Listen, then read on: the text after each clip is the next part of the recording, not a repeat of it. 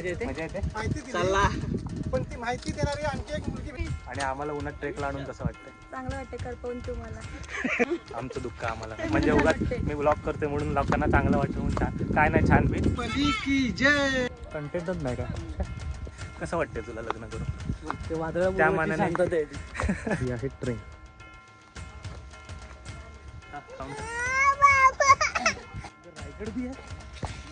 गजब बेजती.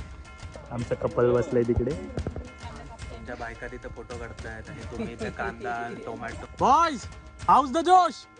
तुमचं बघून मी लांबवतो नाही तर केलं असतं लवकर. काय बोलला काय बोलला? होय पळू नका हो वहिनी. कैरी सकट भेळ कैरी गणपती बाप्पा